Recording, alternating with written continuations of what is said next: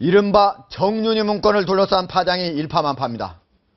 정윤희 씨 본인이 정면 부인했고 박 대통령 역시 오늘 국기문란까지 거론하며 일벌백계를 강조했습니다. 처음 청와대 비선실세를 거론했던 박지원 의원은 아직 10분의 1도 공개되지 않았다며 그중엔 사생활과 관련된 부분도 있다라며 추가로 폭로를 했습니다. 연발 전국을 흔들고 있는 정윤희 문건, 이 파장의 핵심적인 의문들을 집중 분석해 보도록 하겠습니다. 사색변론 정태원, 김광삼, 김경진, 강현재 변호사 자리해 주셨습니다. 안녕하십니까? 네, 안녕하십니까? 안녕하십니까? 자, 김경진 변호사. 네. 오늘 검찰이 본격적인 수사에 착수했죠? 네. 예. 수사를 근데 이게 해야 되나요? 저는 제일로 우매한 선택을 청와대가 한 것이 아닌가. 이건 결국 제가 볼 때 본질은 청와대 내에 대통령을 둘러싸고 있는 세력 간의 세력 다툼이고, 특히 인사권을 누가 행사하느냐, 대통령 주변에서 그걸 가지고 세력 다툼을 하는 건데, 그걸 검찰에 맡겨서 수사를 한다. 이건 하지하에 판단을 했다라고, 가장 우매한 판단을 했다라는 생각이 들고요. 네. 두 번째, 과연 검찰이 밝힐 수 있을 것인가? 네. 아니, 지난번에 국정원 댓글 관련해가지고 공직선거법을 적용하느냐 마느냐를 가지고 법무부하고 검찰하고 굉장히 의견 충돌이 있었지 않습니까? 예. 그때 검찰총장, 최동욱 총장 어떤 방식으로 어떻게 날아갔습니까? 그때 특별수사팀장을 하던 윤석열 팀장 어떻게 날아갔습니까? 그때 공공형사팀장을 하던 부팀장 박형철 부장검사 어떻게 날아갔습니까? 다 지금 날아가 있지 않습니까? 결국은 검찰이 수사를 한다고 하는 것은 국민들이 믿지를 않을 것이다. 어떤 수사를. 그래서 수사를 안 하는 게 가장 좋지만, 네. 만에 하나 수사를 한다면 특검에서 곧바로 수사를 착수하도록 요청을 해주는 것이 좋다. 오히려 이게 현 검찰보다도. 그렇습니다. 예. 아니, 검찰은 당장의 청와대에 의한 인사 대상들 아닙니까? 청와대가 자기 마음대로 말을 부릴 수 있는 대상들이, 그 말들이 청와대 자체를 수사할 수 있다고 생각합니까? 당장에 수사 들어가면 김기춘 비서실장 수사해야 되죠. 그다음에 전직 민정수석인 홍영식 수석 수사해야 되죠. 네. 그다음에 경우에 따라서는 지금 현직 민정수석 수사해야 될 필요성이 있고, 정말 경우에 따라서는 대통령 본인도 참고인 조사를 받을 수 있는 상황이 될지도 모릅니다. 가능하다고 보십니까? 네. 기본적으로는 김기춘 대통령 비서실장까지는 기본적으로 조사 대상에 들어가야 될 거 아닙니까? 그렇죠? 당연하습니다. 네. 아니, 김기춘 비서실장뿐만이 아니라 사실 네. 이 문건에 지금 검찰이 수사하는 게 두 가지라는 거 아니에요. 문건에 있는 내용의 진위 여부하고 네. 이 문건이 누가 어떻게 왜 유출시켰느냐를 두 가지를 조사를 한다는 건데, 문건 내용의 진위 여부를 조사를 하려면요, 사실 우리 김경진 변호사님 말씀처럼 VIP 그 측근이라는 정윤혜 씨 당연히, 그다음에 비서실장, 십상시, 문고리 3인방, 이 사람들이 다 이 사람들의 문자 메시지, 통화 내역, 이메일, 뭐 어디서 밥을 먹은 행적들 다 조사해야 돼요. 아니, 자, 진위 여부가 그래서 밝혀지지 저는 않겠어요? 이번 정부가 예. 왜 그렇게 고소 송사를 좋아하는지 모르겠어요. 네. 아니, 지난번에 가토 지국장 같은 경우 조금 좀 싸가지 없는 글을 쓰긴 썼어요. 네. 그렇다고 해서 그게 법정에까지 기소가 돼야 됩니까? 아니, 당장에 지금 이 사건에 무슨 일이 생기게 됐냐면요, 가토 지국장 사건에 지금 이 문건을 썼다고 하는 피무경정 증인으로 신청할 겁니다. 네. 그래서 당신, 자, 이 내용 어떻게 파악했냐? 이 내용에 팩트 체크했냐? 박지원 의원 지금 만만한 사건으로 기소돼 있지 않습니까? 그렇습니다. 박지원 의원 똑같이 총 6건이 지금 정윤희와 관련한 사건이 예. 서울중앙지검 형사 일부에 지금 총 6건이 들어가 그러니까 있습니다. 검찰에서 수사하는 것은 이제 비밀이 보장이 된다 그러지만, 법정에 가는 순간 증인으로 부르고, 이게 공개재판주의 아니겠습니까? 그러면 박지원 사건 재판 열리는 순간 이 관련자들 다 지금 똑같은 만만한 사건이나 이거냐 똑같은 사건들 아닙니까? 증인으로 다 부를 거 아닙니까? 법정에서 하는 내용 전부 전 세계에 생중될 거 아닙니까? 네. 아니, 그런 우매한 짓을 왜 합니까? 제발 자, 지금이라도 좀. 정태현 변호사. 저는 뭐 의견이 자, 우리 있죠. 김경진 변호사 이 의견에 어떻게 보세요? 예, 김경진 변호사 굉장히 참 우울하게 바라보고 있는데, 저는 네. 뭐 그러한 객관적인 여건임에도 불구하고 이 사안 자체는 그 비선 조직이 국정을 농단했던 의혹이 있는 중대한 사건이기 때문에 네. 그럼에도 불구하고 수사를 해야 된다고 봅니다.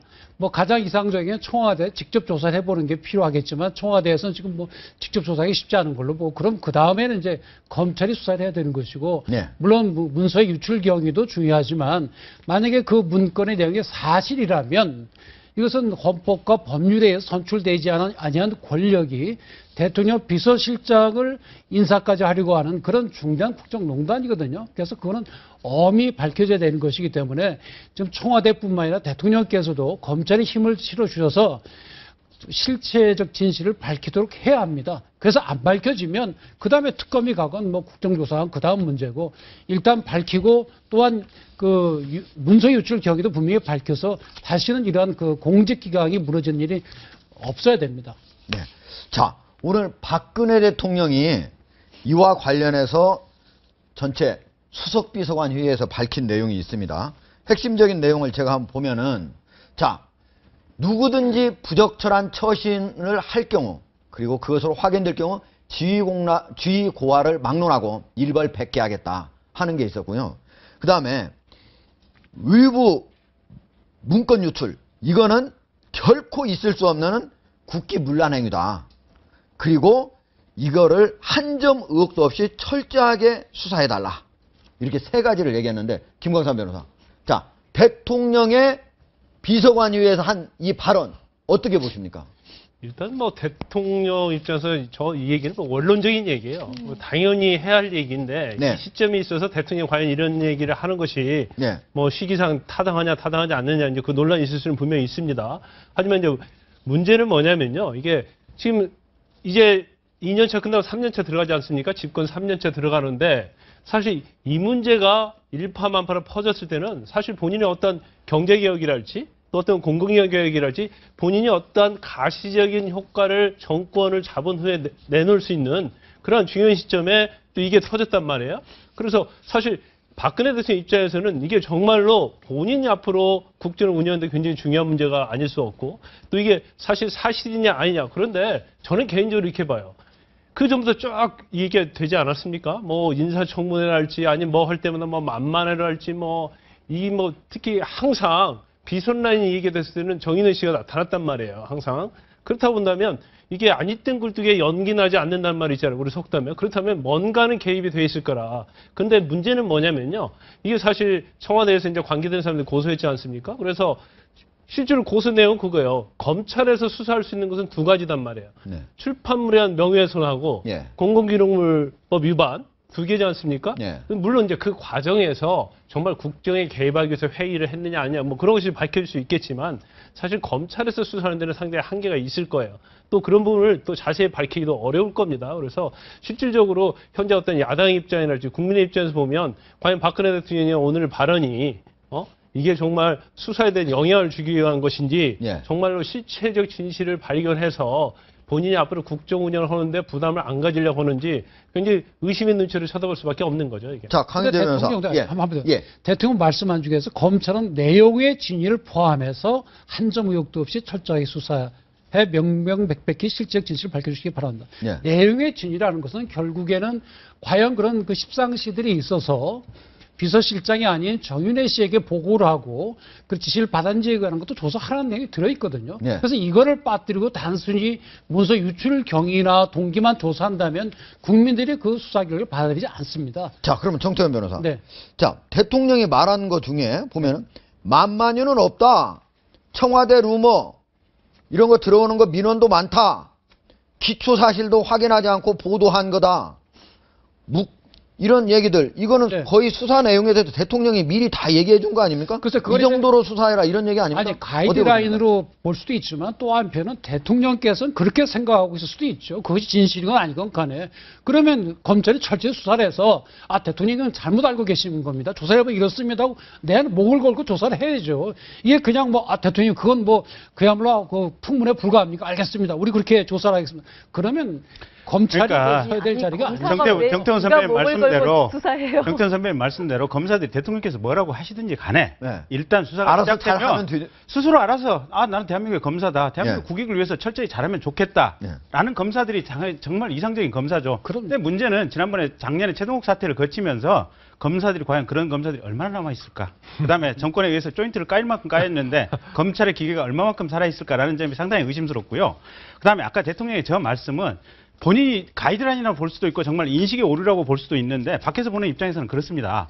어쨌든 이게 김기춘 비서실장이 이 문건의 내용이 나와 있는 대로 찌라시에 의해서 흔들렸잖아요. 그래서 심지어 올해 1월 13일 날 보면 이정현 그때 홍보수석이 나와가지고 기자회견까지 했잖아요. 예. 기자들 장소로. 아니 도대체 왜 누가 김기춘 비서실장 아무런 건강 이상이 없는데 흔들고 있느냐. 지금 이런 문제까지 제기를 했었잖아요. 그다음에 이 경찰관 오늘 일부 신문 인터뷰를 보면 누가 이 자료를 자기가 작성해낸 자료를 훔쳐가서 이 자료를 일부러 지금 퍼뜨린 것 같다라고 지금 얘기를 하고 있잖아요. 예. 그 두 개에 의하면 그게 지금 무슨 정윤의 세력이 됐든 아니면 뭐 문고리 3인방이 됐든 박지만 세력이 됐든 누군가는 청와대 안에서 김기춘 실장 세력과 대항해서 쌈박질을 하려고 하는 그 상황이 명명백백 가잖아요, 보면. 네. 근데 그런 명명백백한 상황을 대통령께서 도외시하고 만만의 실체 없다. 예. 이건 괜히 정권 내부에 무슨 권력 다툼으로 몰아가려고 있는 언론의 행태에 굉장한 문제가 있다. 이렇게 말씀하시는 것 자체가 근본적으로 잘못된 자세예요, 저거는. 예. 자, 혹시 반론할 수 예, 있습니까? 그러잖아요. 아니, 반론이 아니고요. 예. 자, 문건이 작성된 건 사실이잖아요. 청와대 인정하는 거 아닙니까? 그래서 공공 기록물이라고 또 주장하는 게 또 청와대 입장인 것으로 보이고요.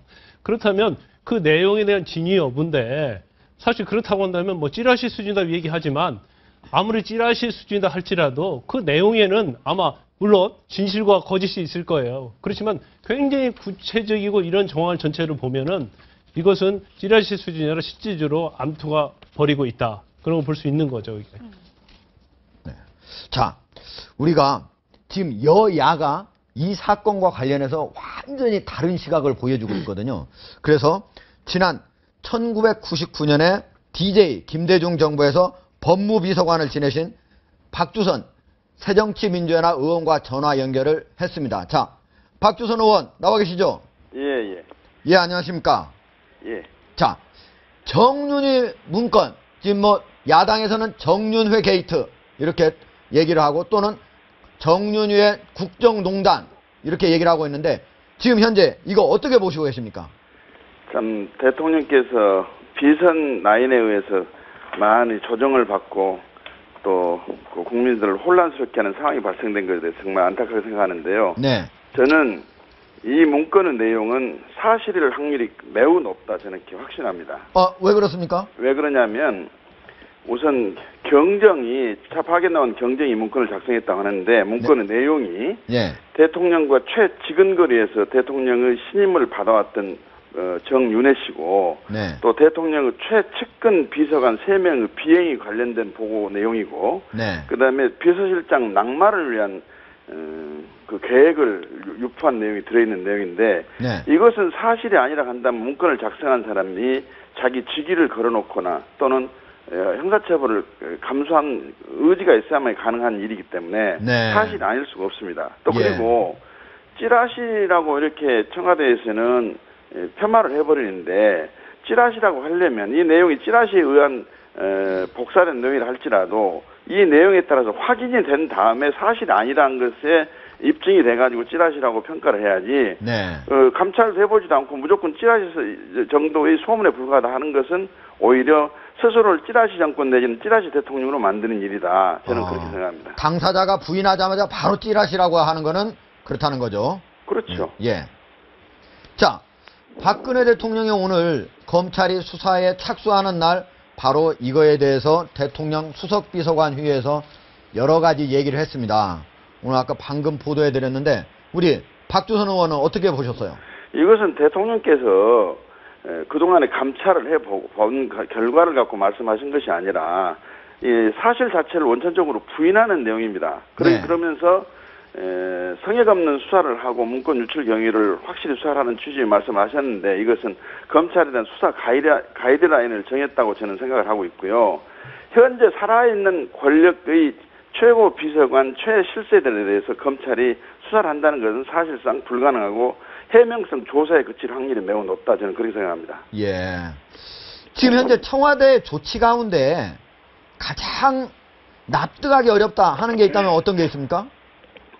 찌라시에 관련된 내용이 이런 소문이 있다 하고 동료들, 하급 생명관들 사이에서는 이야기가 나눌 수가 있어도 네. 적어도 대통령 비서실장을 통해 가지고 언제든 대통령께 보고가 될 수 있는 가능성이 있는 문서를 작성한 사람 입장에서는 네. 구체적인 증빙이나 자료가로서 입증이 되지 않는 이상은 이걸 문건으로 작성해 가지고 보고를 할 수가 없습니다. 네. 이게 청와대에 있는 사람들이 그렇게 바쁘고 정말로 국정 최고의 책임자들이 있는 데서 찌라시 내용을 가지고 읽어보고 그걸 가지고 토론하고 그런다는 게 말이 됩니까? 우리 박주선 의원은 법무비서관을 하셨잖아요. 김대중 정부 시절에. 저도 공직기강팀을 제가 지휘를 했던 오늘날 민정수석, 인사수석 역할을 했던 사람인데 예. 이런 찌라시를 가지고 보고한 일이 한 번도 없습니다. 찌라시는 오히려 저희들 책상에 들어 올라오기도 해요. 네. 이 찌라시를 확인한 결과가 저희들한테 올라오는 것이지 예. 찌라시를 그대로 보고를 한다는 것은 있을 수가 없는 일이다. 아, 찌라시가 정부가 수집은 되지만 그거를 확인한 다음에 위로 보고를 한다 이런 말씀이시죠? 그렇습니다. 예.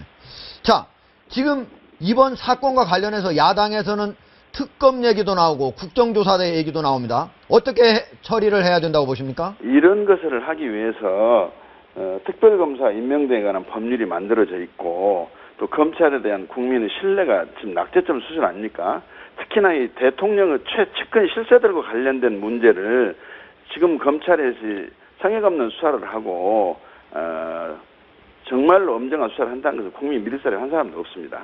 이건 그래도 아마 가장 처음은 아직 검찰의 1차 수사도 되지 않았는데 미리 아니 어차피 조사로 해명성 조사로 끝날 일인데 왜 검찰 수사에 기대를 합니까? 이게 대통령께서 정말로 깨끗하고 자신 있고 정말 이 진상을 밝혀서 국민들의 오해를 불식시키려고 한다면 당장 특검을 도입을 해가지고 수사를 하고 국회에서 요구한 대로 국정조사도 수용하겠다는 이야기를 하셔야지. 예. 아침에 수석비서관 회의에서 하신 말씀은 오히려 검찰 수사에 대한 가이드라인을 말씀하신 거고 수사도 들어가기 전에 이건 사실이 아니기 때문에 진위 여부는 수사를 해봐도 결과는 똑같을 것이다 하는 결론을 먼저 도출하는 예. 그런 말씀을 하셨어요. 검찰 그리고 출신이긴 이 한데 내용이 사실이 아니라고 한다면 이 문건 한다 자체가 몇 개월 후에 유출됐다고 그래서 국민이 큰 관심을 둘 이유도 없고 그렇게 중요한 국기 문제가 아닙니다. 네. 오히려 이 내용 자체가 국기를 흔드는 범죄 사실이지 문건 유출이 그렇게 호들갑을 떨 그런 상황은 아니다 저는 그렇게 봅니다. 네, 알겠습니다. 박주선 의원 감사합니다. 네. 자, 강인재 변호사. 네. 지금 박주선 의원 얘기를 들었고 지금 우리가 새누리당 의원은 홍문종 의원을 나중에 연결을 할 예정입니다. 지금 이 시간이 연결하기가 어렵다고 해서 한 20분 뒤에 연결을 하도록 하겠습니다. 자, 강인재 변호사. 네. 지금 청와대에 여러 가지 해명이 있었는데 가장 핵심을 정리하면은 이렇게 하나는 이거는 시중에 놔두는 찌라시였다. 그래서 바로 비서실장에 보고했는데 비서실장이 보니까 사실이 아니까 바로 그냥 그만뒀다. 이런 얘기를 하면 특히 당사자가 그만둬요. 자, 이것과 관련해서 좀 우리가 그냥 일반적인 여기 다 변호사들 뭐 검사도 하고 했으니까 저도 검찰을 6년이나 출입을 했으니까 참 궁금합니다. 과연 찌라시 정도의 내용인지 이게 제가 아까 박주선 전 법무비서관 지금 박주선 의원이 얘기할 때 우리는 들어오면은 찌라시가 들어오면 진짜인지 아닌지 다 확인을 한다 이렇게 얘기를 했는데 지금 현재 이 청와대 민정수석실 어떻게 해서 그러면 찌라시라는 사실을 알았을까요? 그러니까요. 결국은 그게 궁색한 겁니다. 아니 정말로 이게 비서실장이나 아니면 민정수석이 여기에 관련된 모든 소문을 한번 다 긁어 와봐라. 찌라시만 한번 와봐라. 그렇게 지시를 했다면 찌라시만 갖다 바칠 수도 있어요. 근데 그런 지시를 찌라시만 모아오라는 그런 지시를 받은 그 상황이라고 할지라도 제가 거기에 행정관 또 제가 거기에 비서관이라면 찌라시 다 여기 모았습니다. 근데 이 찌라시에 대해서 몇 가지 팩트 체크 해보니까 요러요러한 찌라시는 신빙성이 조금 높고 요러요러한 찌라시는 좀 신빙성이 낮습니다. 당연히 그렇게 해서 보고하는 것이 기본 아니겠습니까? 예. 그러니까 청와대 행정관이 일선서의 과장급이라 되는 경정으로 이렇게 보임을 하는 거 아니겠습니까? 특히 경찰 내에서도 날고 기는 사람들 가서 지금 경정으로 보임을 하는 거 아니겠습니까? 예. 아니 그냥 찌라시 모을 거면 그냥 아주 젊은 무슨 이게 평범한 애 대학교 졸업한 20살짜리 하나 가서 증권가 가서 이거 종이 딱지 하나 가져오면 아니, 자, 제가 한번 보겠습니다. 이게 찌라시 수준인지 아닌지 세계일보가 보도한 문건을 한번 보면요. 여기 이제 VIP 측근 가로치고 정윤이 동양 이렇게 돼 있지 않습니까? 세 가지 종류가 있습니다. 보면은 뭐뭐를 제시하고 있음. 그러니까 매달 지난해 10월부터 매달 2위 정도 상경해가지고 서울 강남의 모처에서 서로 만나가지고 VIP의 국정운영, BH 내부의 상황을 체크하고 의견을 제시하고 있음. 이거는 자기가 직접 확인한 것처럼 뭐뭐 하고 있음 이렇게 되어 있습니다. 그리고 두 번째는 자 지금 보면 십상시 멤버들에게 정보지 관련자들을 만나 분위기를 조성할 수 있도록 정부 유포를 지시하기도 했다함. 이거는 바로 김기춘 비서실장과 관련된 거취와 관련된 건데요. 자, 그거 보면은 정보 유포를 지시하기도 한다함은 이거는 자기가 직접 확인한 게 아니다는 거 들었다는 얘기죠. 자, 마지막에도 보면 유포를 지시하였다함. 이것도 누군가한테 들었다는 얘기. 그러니까 이거를 바로 이렇게 찌라시 이렇게 바로 얘기할 수 있나요? 아까 그 민경욱 대변인이 표현을 잘못한 거고요. 예. 뭐 정보를 수집하다 보면 찌라시도 보고 신문도 보고 방송도 보고 아는 사람한테 물어도 보고 관련자들 체크되고 그러거든요. 예. 그런 여러 가지 정보를 수집을 해서 저 행정관이 작성을 하지 찌라시만 모아가지고 보고할 일은 없죠. 그렇죠. 다만 이제 저것이 어느 정도 사진이냐 그게 중요한 거죠. 그러니까 청와대가 지금 이 문건을 바로 찌라시 수준으로 떨어뜨려서 발표한 건 저는 명백하게 잘못한 행위라고 보거든요. 네. 왜냐하면 일단 청와대의 공직기관 비서관실에 속속해 있는 행정관이 쓴 보고 문건은 찌라시일 수가 없고요. 그 자체로 그것의 영향력이라든지 비중이 그리고 제가 받아보는 찌라시가 수준이 낮은 찌라시인지 모르겠지만 네. 시중에 떠도는 찌라시는요. 이렇게 횟수, 날짜, 어디 모처, 위치 그다음에 정확한 뭐 직접 화법으로 이렇게 어떤 말을 육하 원칙에 구체적으로 따라서.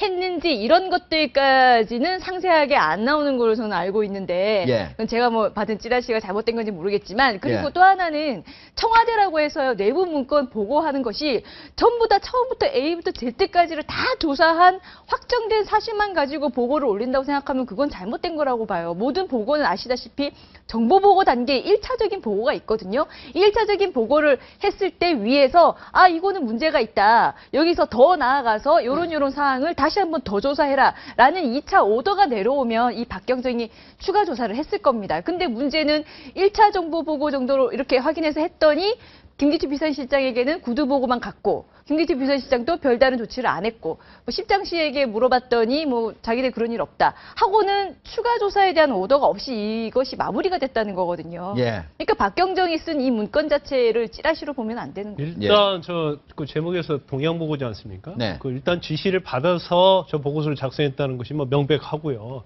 그렇다고 하면 누구의 지시를 받아서 어떤 내용의 지시를 받았냐 그게 사실은 이 사건의 팩트입니다. 제일 네. 중요한 팩트가 돼야 하고 그게 반드시 조사가 돼야 해요. 그런데 이제 박경정이 어떤 언론과 인터뷰한 걸 보니까 자기가 유출한 사실은 없다. 네. 단지 도난 당한 것 같다. 그렇게 얘기하고 있단 말이에요. 예. 그러고 나서 뭐라고 얘기했냐면 왜 그걸 작성하게 된 경우에 대해서는 묵비권을 행사하겠다고 그랬어요. 예. 그럼 묵비권을 행사한다는 이유가 뭔지 사실은 지금 사실 유출 경위 물론 법 위반이었고 나쁜 거죠.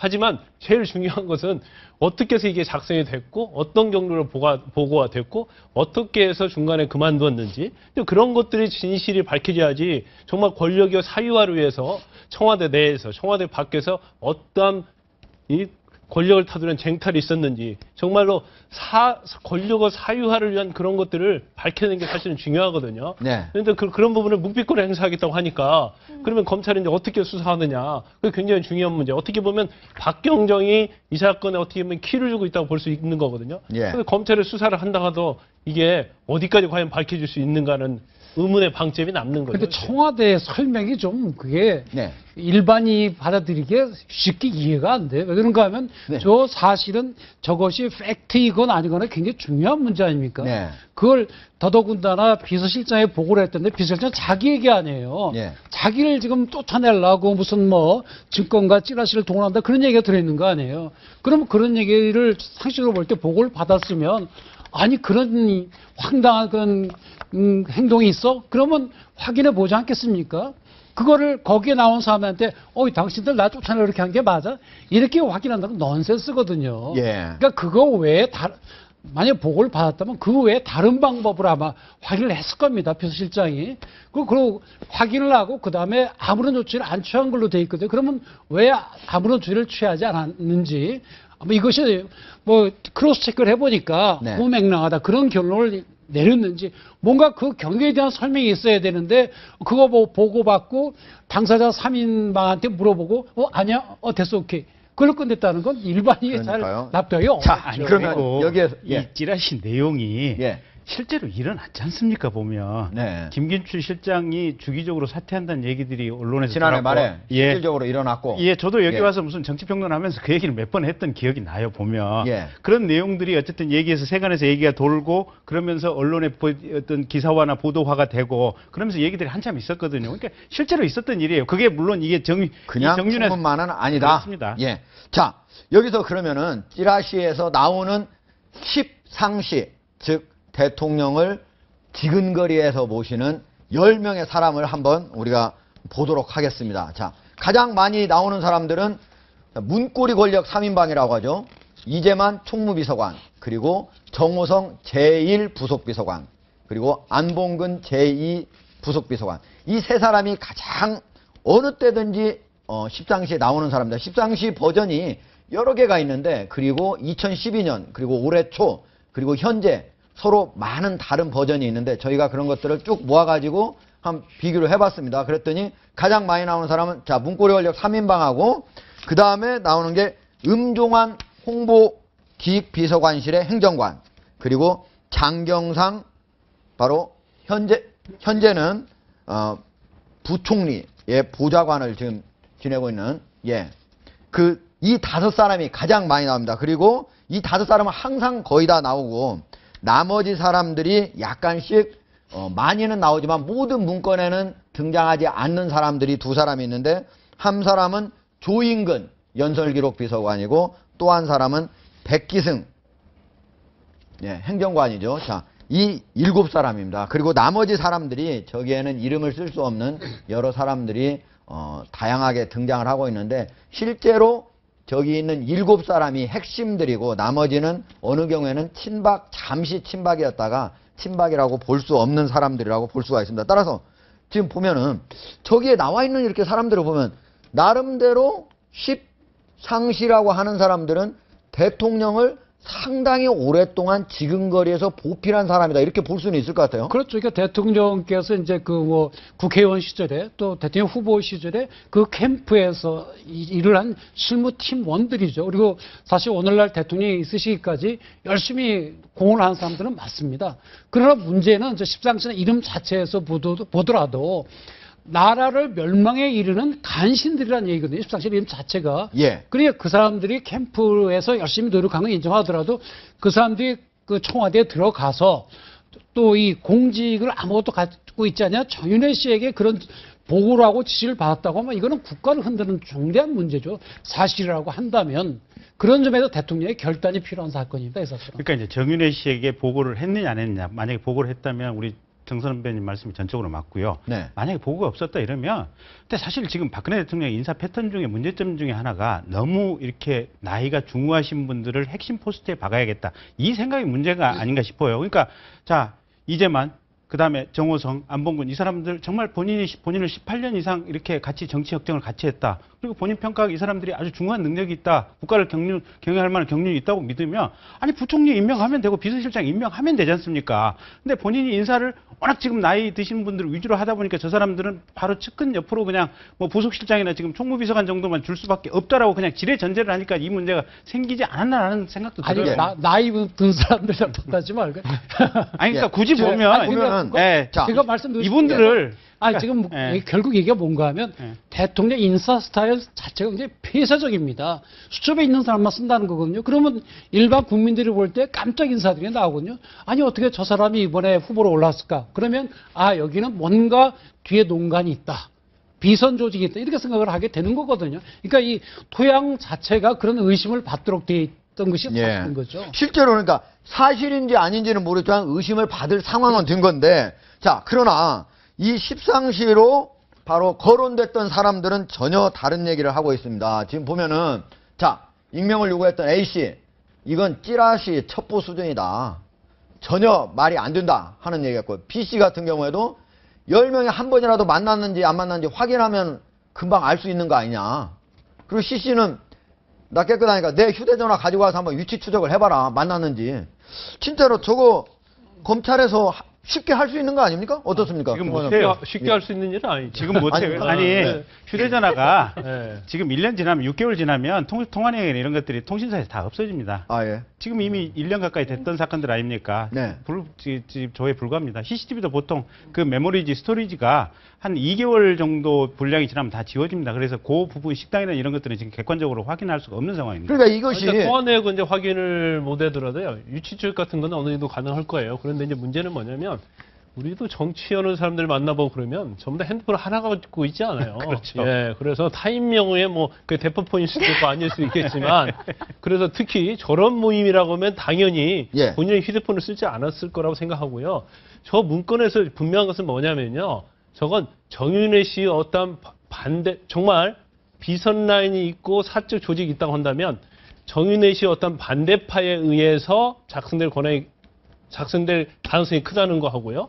그 다음에 그 박경정이 그냥 작성했겠어요? 뭔가 보고를 받는데 박경정 소속으로 보면 민정수석들이 있고 공직기강 비서관실. 비서관실 있지 않습니까? 그렇다면 그 라인을 통해서 저런 문건을 작성하도록 지시를 받은 것 그건 분명하거든요. 네. 또 청와대도 저런 이미 조응천 공직기관 비서관한테 지시를 받아서 자기는 했다 보니까 그렇죠. 조응천 비서관은 과연 누구의 지시를 받았는지 이런 것들이 규명이 돼야죠. 그것은 아마도 지시를 안 받고 독자에도 할 수 있겠지만 네. 그건 제 개인적으로 생각할 때는 민정수석실의 지시를 받았을 거라고 생각을 해요. 조응천 공직기관 비서관이 검사 출신이지 않습니까? 그렇다면 이 문건 자체가 지시에 받아서 작성된 건 맞단 말이에요. 네. 그건 일단 우리가 인정할 수 있는 사실이고요. 그다음에 두 번째는 뭐냐면 이게 사실이든 아니든 문제는 뭐냐면 저게 지시를 받아서 저렇게 조사를 할 만큼의 커다란 문제가 있다는 거죠. 예. 그게 뭐 단순히 찌라시 정도에 불과하다고 생각했다면 조사로 지시했겠습니까? 안 했겠죠. 하지만 실제로 영향을 미치고 있기 때문에 만약에 사적인 조직이 힘을 써서 조사하도록 지시를 했다고 한다면 어떻게 보면 정윤회 씨를 어떻게 보면 견제하기 위한 그런 방편으로 작성할 가능성이 크다는 거죠, 사실은. 예. 그래서 예. 그 3월에 나온 시사저널 지금 기사를 좀 유의미하게 봐야 되는데요. 네. 그 시사저널 보도 내용 이렇습니다. 물론 정인호 씨는 지금 사실이 아니라고 펄펄 뛰고 소송까지 내고 있는데 그 내용은 뭐냐면 박지만 씨가 작년 11월, 12월 달에 미행을 당했다. 미행을 하는 오토바이 타고 미행하는 사람을 잡아서 이렇게 누가 미행을 시키느냐라고 했더니 정윤회의 지시를 받고 사주를 받고 미행을 하고 있는 것이다. 네. 라는 얘기를 들었다는 거고 그래서 박지만 씨는 그 얘기를 듣자마자 김기춘 비서실장에게 항의를 했고 네. 또 민정수석실에 그 내용을 통보해서 적절하게 조치를 하도록 했다라는 내용의 취지가 지금 시사저널 보도거든요. 예. 근데 이 조응천 공직기관 당시 비서관 같은 경우는 박지만 씨 추천으로 지금 박근혜 캠프에 들어갔고 공직기관 비서관이 됐다는 것이 정설이거든요. 네. 저도 뭐 검증할 수 있는 방법은 없습니다만 그런 얘기가 많이 떠들고 있습니다. 근데 그 말이 사실이라면 박지만 씨하고 가까운 조응천 씨가 이 지금 미행을 하고 있는 정윤회 씨의 이 미행 사건과 더불어서 이런 부분 정윤회 씨의 국정농단이라든지 또는 대통령 측근 문고리 권력의 여러 가지 문제점에 대해서 동시에 짚어보려고 하지 않았을까. 네. 그래서 이 지시가 내려왔고 그러면서 이 문건이 작성됐을 가능성이 크다라는 예. 추론이 되는 근데 것 같아요. 사실은 조홍천 그 공직기강 비서관이 박지만 씨 측으로 분류가 된다고 한다면 예. 오히려 저 문건의 신빙성이 좀 떨어질 수도 어허. 있습니다. 어느 한쪽에 편파적으로 만들어질 왜 가능성이 있다. 왜 그런가 하면은 지금 그 정유래 씨를 포함한 십상시 또 3인방들이 그 박지만 씨 쪽을 좀 공격하고 있는 입장이다. 그러면 예. 우리가 저걸 쳐야 되겠다. 이런 의도를 가지고 했다면 요 문건은 진실하고 좀 떨어지고 자기들 내부에서 좀 과장됐을 가능성도 있죠. 그래서 보면은 지금 검찰 수사에서 반드시 선행적으로 이루어져야 될 게 과연 박경정이 도대체 어떻게 해서 이 문건을 만든 것인지 자기가 뭐뭐 하였다 함, 그 다음 뭐뭐 하고 있음 이렇게 단언하여서 쓴 것들은 과연 너는 어떤 근거로 이 문서를 작성해야 돼? 문서 작성 경위가 가장 첫 번째가 돼야 될 것 같아요. 그럼요. 문서 작성한 사람이 지금 보면은 단정적으로 표현하는 것도 있거든요. 이렇게 의견을 제시하고 있음. 이렇게 정보 유출을 지시하기도 한다고 함. 이런 식의 내용들은 본인이 일부 확인한 것도 있기 때문에 아까 김광삼 변호사님 말씀처럼 이 박경정이라는 사람이 검찰 수사 과정에서 자기가 어떻게 누구로부터 무엇을 확인했는지에 대해서 말을 정확하게 해놔야만이 이 사실 진위 여부가 검찰이 수사가 사실상 가능한 건데 예. 박경정은 지금 수사 시작되기도 전에 자기는 그 모든 것에 대해서는 함구할 것이다. 이렇게 말하고 있다는 거죠. 그러니까요. 박경정은 유출 경위에 대해서는 내가 아니다. 아니다. 이건 분명하게 얘기하고 심지어 청와대 근무 당시에 도난당한 것이고 어떤 사람이 청와대 안에 있는 사람이 서랍을 열고 수백 장을 복사해 갔다. 그것이 1월 중순경이었고 이런 사실은 청와대 민정수석실에서 5월 말에서 6월 초에 이미 확인까지 된 사안이다. 이렇게까지 얘기를 했습니다. 이 얘기는 했다가 나중에 박경정이 다시 번복을 했는데 그런 얘기 한 적 없다 이렇게 번복을 했는데 이런 부분 즉 유출 경위에 대해서는 자기가 아니다 그리고 남이 했다는 것을 아주 정확하게 얘기를 하지만 그러나 이 문서의 진위에 대해서 어떻게 작성했는지 이 얘기는 안 하고 있어요. 그거는 상당히 오히려 더 중요한 얘기잖아요. 훨씬 더 중요하죠. 근데 사실 저거는 그냥 우리 권력의 신부까지 들어가는 내용 아닙니까? 또 대통령의 국정 운영에까지 직접 영향을 미치는 거기 때문에 쉽게 얘기는 못할 겁니다. 그렇지만 국민들 입장에서는 사실 어떻게 유출됐느냐 그거보다는 과연 진짜 저렇게 대통령 비서실장 외에 이 실질적으로 비서실장 역할을 한 거 아닙니까? 저런 게 있었는지는 굉장히 중요한 문제거든요. 법적인 문제가 정치적으로. 그러니까 그 점에 있어서 아까 우리 김 변호사님이 굉장히 비관적으로 얘기를 했지만 검찰이 자기 직을 걸고 또 네. 대통령을 위해서도 철저히 조사를 해서 진실을 밝게 됩니다. 안 그럼 특검으로 갑니다. 근데 그런데 요게 우리 요게 정태현 변호사님 예. 말에도 뭐 저 동의를 하는데요. 예. 이제 검찰이 어떠한 뭐 권력의 하수인 그런 얘기가 아니고요. 네. 검찰의 한계가 있어요. 어떤 한계가 있냐면 검찰은 수사를 목적이 뭐냐면 법에 위반되냐 위반되지 않느냐를 따지는 겁니다. 네. 그래서 지금 고소장이 제출된 게 출판물에 대한 명예훼손하고 공공기능을 보안법 위반 아닙니까? 그렇다면 저는 개인적으로 볼 때 이제 최동원 검찰총장 사건도 마찬가지인데 그때 개인정보를 유출한 사람이 구속이 됐잖아요. 그러면 이것도 사실 공공기록물을 어떻게 문건이 유출됐는가에 대해서는 아마 검찰에서 밝혀낼 거라고 생각을 해요. 예. 그러면 적어도 그 중에 한 명은 구속이 될 가능성이 크고, 예. 단지 이제 출판물에 한 명예훼손 자체는 이제 공공의 이익을 위한 거고 국가적인 거기 때문에 뭐 저는 개인적으로 볼 때는 뭐 세계일보 자체가 어떤 처벌받지는 않을 거라고 생각하는데, 예. 근데 결과적으로 검찰은 그 두 개의 범죄의 구속 요건에 대한 수사로 마무리를 짓지 실질적으로 실체적 진실을 발견하기는 굉장히 아니, 어렵다. 알겠습니다. 자, 지금 여기서 방금 20분 전에는 새정치민주연합의 박주선 의원을 우리가 연결했는데 이번에는 새누리당의 홍문종 의원이 전화로 연결되어 있습니다. 홍문종 의원. 예, 안녕하세요. 예, 홍문조입니다. 안녕하십니까. 네, 자. 홍문조입니다. 예.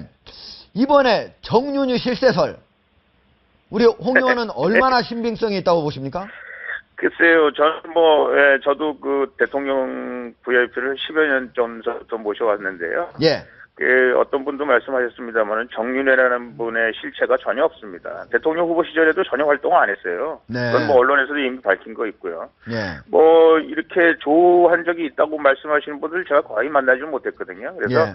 우리 홍 정윤회 의원은 실체- 어떻게 최근에 만나신 적이 예, 저 만난 적이 없습니다. 예. 만난 적이 없기 때문에 제가 보기에는 이게 그야말로 따라 찌라시 수준의 이 얘기를 어떻게 네. 이게 신빙성 있는 그야말로 따라 책임져야 될 세계일보에서 이런 것들을 이렇게 활자화했는지 참 안타깝고요. 예. 제가 보기에 이것으로 인해서 국민들이 그야말로 따라 호도되지 않았으면 좋겠다 그런 생각을 합니다. 예. 자, 이번 문건 파동이 네, 권력 투쟁에서 나왔다. 이런 얘기가 많이 있었습니다. 네. 우리 홍 의원은 어떻게 보십니까? 이제 많은 분들이 그야말로 따른 헤딩이 멋있어야 사람들이 관심이 있잖아요. 그래서 무슨 권력 투쟁이다 뭐다 이런 얘기를 하는데 예. 아시다시피 이 국회도 마찬가지고요. 저는 뭐 청와대 근무를 안 했습니다만 청와대도 마찬가지라고 생각하고 여러 가지 다른 사람들이 다른 목소리를 내는 것은 당연하다고 생각을 합니다. 이것이 네. 권력 투쟁이라고 보기보다는 어떤 한 사안에 대해서 서로 다른 의견을 내놓을 수 있다고 생각하거든요. 그래서 제가 생각하기에 이것을 권력 투쟁이라고 얘기하기에는 실체가 없는 얘기를 가지고 권력 투쟁이라고 얘기하는 것 자체가 모순이고요. 예. 또 어디에서나 뭐 국회가 됐건 청와대가 됐건 아니면 뭐 여당이 됐건 야당이 됐건 그 내에서 의견이 다른 것이 진행되는 것이 민주주의고 또 의견이 그런 다를 것들에 뿐이다. 대해서 지나치게 뭐 권력 투쟁이다 뭐다 얘기하는 거는 저는 옳지 않다 이렇게 생각합니다. 예. 자, 이게 박근혜 대통령의 집권 2년 차에 벌어져서 다른 네네. 때보다 어떻게 보면은 대개 이런 사건들이 비선 문제 같은 경우에는 집권 마지막 4, 5년 네. 차에 벌어지는 경우가 많은데 네. 국정 운영에 상당한 타격을 입을 수 있다. 이렇게 지금 여러 전망이 나오고 있습니다. 우리 네네. 홍 의원님, 네. 어떤 식으로 이 문제를 풀어야 예. 될 거라고 생각을 하시나요? 네, 그래서 이건 세계일보가 그 무슨 문건이라는 게 말이죠. 네. 윗사람한테 보고하는 건데 거기 뭐 십상신이 뭐니 이런 표현을 쓸 수가 없는 거거든요. 그래서 이런 것들을 시시비비를 잘 가렸어야 되는데 저는 이제 하나의 답답함이 있다면 예. 혹시 그 BH가 이 시스템을 운영하는 데 있어서 약간 허술하게 운영했거나 아니면 그 시스템을 운영하는 데 있어서 여러 가지 문제점들이 노정됐다면 이번 기회에 이런 거는 확실하고 분명하게 짚고 넘어가야 된다. 저는 그런 생각을 하고 있습니다. 네. 이것이 어떠서 이렇게 이런 문건이 나왔는지 만약에 나왔다면 예. 실질적으로 이런 문건이 어떤 경위를 통해서 작성이 됐는지 예. 그런 것들에 대해서 이제 검찰에 이미 공이 넘어가 있지 않습니까? 네. 검찰에서 이거 하겠다고 지금 의지를 천명하고 있고요. 네. 그래서 저희가 기다려 보는데요. 하여간 이런 것을 통해서 BH가 좀 더 그 몸과 마음을 잘 틀어잡아서 앞으로 3년 남은 대통령의 임기를 잘 보존할 수 있도록 심기일전하는 계기가 됐으면 좋겠다. 그런 생각을 합니다. 예. 홍 의원님 말씀 감사합니다. 예, 고맙습니다. 예. 자, 근데요, 제가 예. 한 말씀 드리는데, 네. 자, 정윤회 씨가 실세인지 아닌지 지금 새누리당 안에서도 또 대통령을 오래 모신 분들도 전혀 모른다고 얘기하는데, 저는 그러니까 일단 비선 실세라는 얘기가 나온 것 같고요. 네. 단정적으로 알 수 있는 다른 사람들이 다 모른다고 하니까 진짜 비선 실세다. 예. 아니, 박근혜 대통령이 2003년도인가 방북을 하셨을 때가 있었습니다. 국회의원 시절에. 예. 그때 가서 김정일 위원장, 예. 4박 5일간 북한에 계셨죠. 예. 그때 수행했던 사람이 누군지 아십니까? 정윤회 씨입니다. 아하.